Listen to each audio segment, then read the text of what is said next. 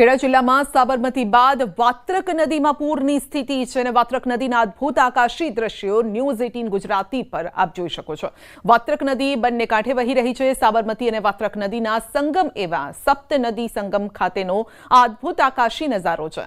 સાબરમતી અને વાત્રક નદી 10,000 હેક્ટરથી વધુ જમીન પર તેના પાણી ફરી વળ્યા છે। જો કે દૂરથી આ દ્રશ્યો ખૂબ જ સુંદર પણ ભાસી રહ્યા છે। વધુ અપડેટ મેળવીશું સંવાદદાતાઓ ઉમંગ પાસેથી। જી ઉમંગ, એક તરફ પાણીએ વિનાશ પણ વેર્યો છે અને બીજી તરફ એક સુંદર આકાશી આ દ્રશ્યો પણ જોવા મળી રહ્યા છે।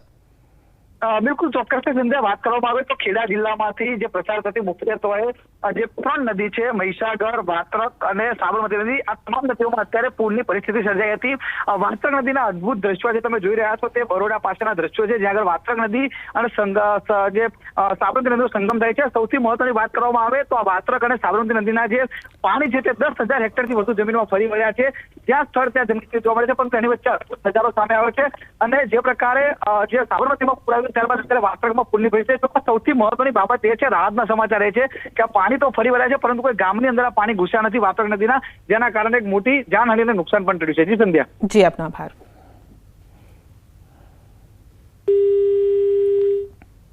ખેડા જિલ્લાના રસિકપુરમાં પણ પૂર બાદ તારાજીના દ્રશ્યો। ગામમાં પસાર થતા હાઈવેની બાજુમાં વ્યાપક નુકસાન। ધોળકા અમદાવાદ હાઈવે પર આવેલા પંચમુખી હનુમાનજી મંદિર પાસે મોટી માત્રામાં ધોવાણ થયું છે અને હાઈવેની બાજુમાં 8 થી 9 ફૂટ થયું છે ધોવાણ। દુકાનનું કેબિન ખાડામાં ગરકાવ થઈ ગયું છે, ઝાડ પણ પડી ગયું, ઘર આગળ પણ મોટી માત્રામાં નદીમાં પાણી ફરી વળ્યા અને ધોવાણ થયું છે।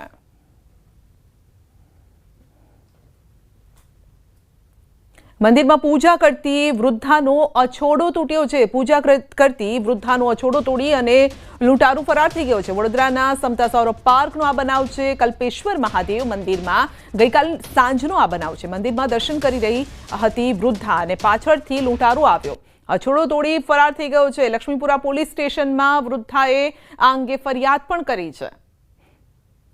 વધુ અપડેટ મેળવીશું સંવાદદાતા હાર્દિક પાસેથી। જી હાર્દિક, ધોળા દિવસે લૂંટની આ ઘટના। બિલકુલ થી, જો વડોદરા શહેરનું અત્યાર સુધી આપણે એવું સાંભળ્યું હતું કે વડોદરા શહેરમાં નાગરિકો સુરક્ષિત નથી, પરંતુ શહેરની વાત તો દૂર રહી, હવે મંદિરની અંદર પણ જે નાગરિકો છે તેઓ સુરક્ષિત નથી। આ જે ઘટના છે ખૂબ જ ગંભીર કહી શકાય, કારણ કે જે ઘટના બની છે તે ધોળા દિવસે બની છે। તમે કીધું કે સમતા સૌરભ પાર્ક કપિલેશ્વર મહાદેવનું મંદિર આવેલું છે, ત્યાં ગઈકાલે સાંજે એક વૃદ્ધા જે છે તે મંદિરે દર્શન કરવા માટે ગયા હતા। દરમિયાન એક ગઠિયો આવ્યો અને ગઠિયો જે છે તે વૃદ્ધાનો અછોડો તોડીને ત્યાંથી ફરાર થઈ ગયો હતો। આખી જે ઘટના છે તે સીસીટીવીમાં કેદ થઈ છે અને દર વખતની જેમ આ વખતે પણ પોલીસ એમ જ કરી રહી છે કે અમે સીસીટીવી ફૂટેજની ચકાસણી કરી રહ્યા છે।